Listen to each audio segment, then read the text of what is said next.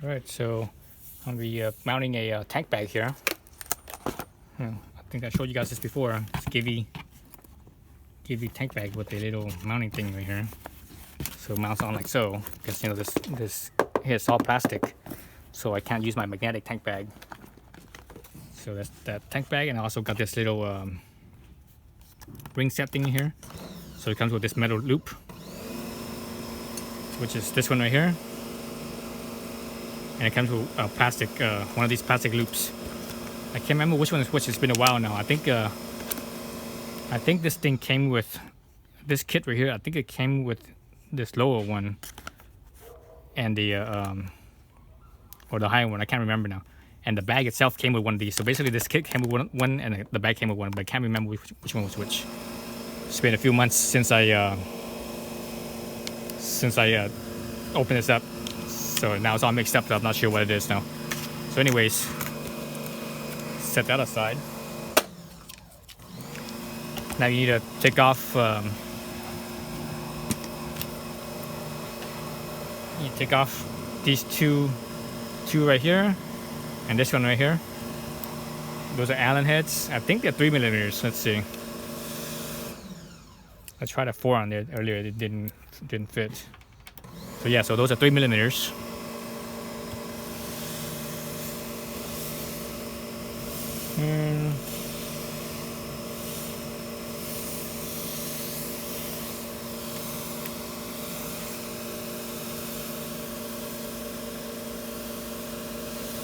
The cool thing about this type of system is that it's a pretty quick, easy connect and disconnect, but also the bag itself doesn't touch the tank, so you don't have to worry about the rub marks. And I had magnetic tank bags before in the past, and it definitely leaves little rub marks. Over time, after thousands, tens of thousands of miles, you'll see wear in your paint. So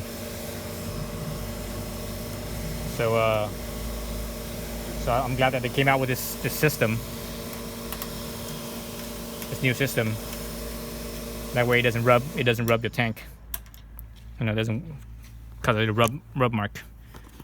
So both of these work, but I'm gonna use the lower profile one. That way it's closer to the tank. I was looking at the higher profile one, and it left a little bit of a gap. So I'm gonna use the lower one.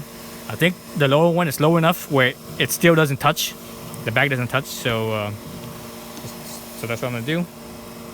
So how this goes is like, see the ring like so? This right here, doesn't matter which side, put it on the side. It's just a little notch right here. You can see that little notch in the ring right here. And there's a little notch right here as well. So you line those up, and actually there's three notches along this thing. You line it up like so. And this bottom end right here is to clear the flap, and it goes fits like that. Before we do that, gotta get the hardware for it. Let's see, the hardware is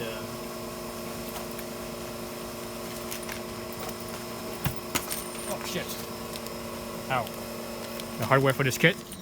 Just hit my head on the freaking handlebar. The hardware for this kit's right here, like so. So we're actually gonna be removing these bolts here, because these ones are too short. All right, so I'm gonna cut that open. Let's see, where's my little razor?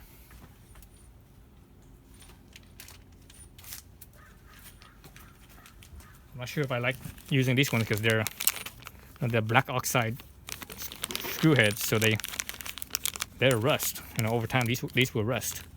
So I might replace these with the I'm thinking might replace these with some stainless ones or some zinc coated ones. You also get 3 spacers.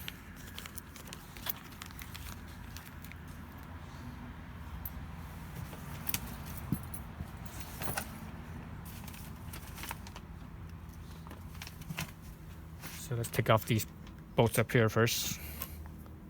So I think these are stainless bolts. Looks like stainless to me. So I want to replace these with stainless, but longer. I'm gonna have to measure these things and see how long they are.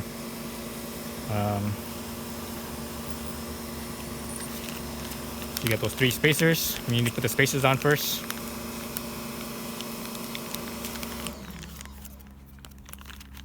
spacers go on first. Basically the spacers goes into the little slot there, like so. And that.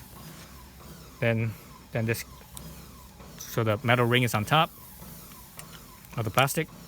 Then it fits on like so, like that. All right.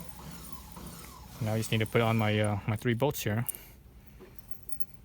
I might just put on 2 bolts only and save 1 bolt. So I need to go to the hardware store and see see if they have any of these available.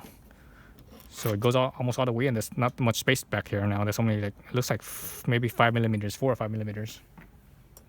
So that's gonna be that should be enough to mount this down.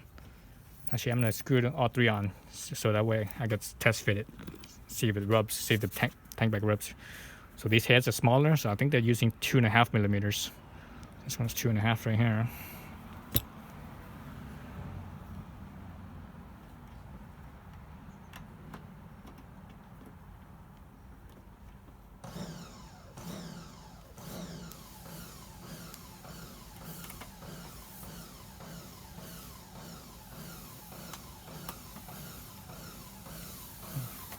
Kind of a tight fit in here. Screwing it on, it feels kind of tight. It feels like it's feels almost like there was Loctite in this thing. I didn't notice any Loctite. It's possible there was some.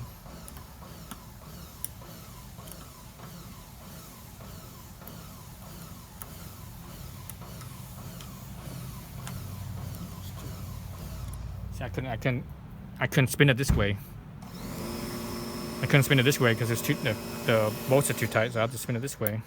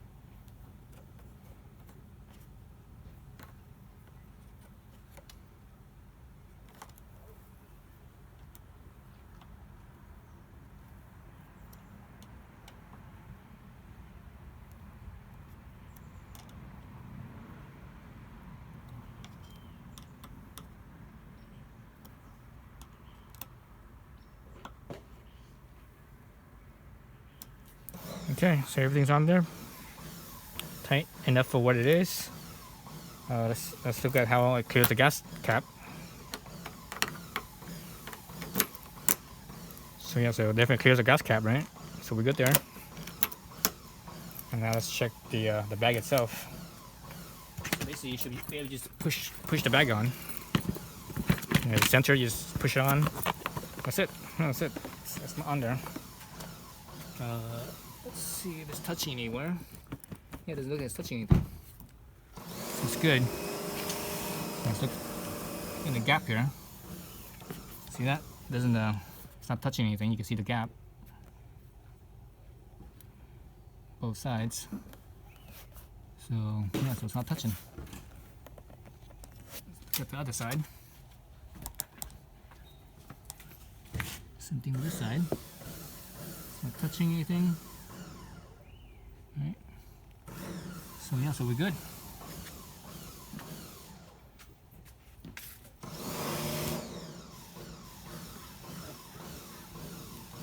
Yeah, so we're good. The lever to release it is on this side. I think you push on it. Push on it.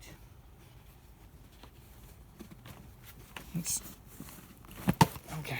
So yeah, so you push on it like that. And it releases, and that's it. So it's pretty low profile without it. So yeah, so I think I'm gonna go to the hardware store and see if I can find some stainless bolts. I'm not sure if they have that available in metric or not. But yeah, so I want to replace this one because these are black oxides. Over time, these things they're rust. If I can't find stainless, what I'm gonna do is if I can't find the stainless, what I'm going to do is let's actually loosen all of these, because I don't want them all to be, two of them to be tight and one to be removed.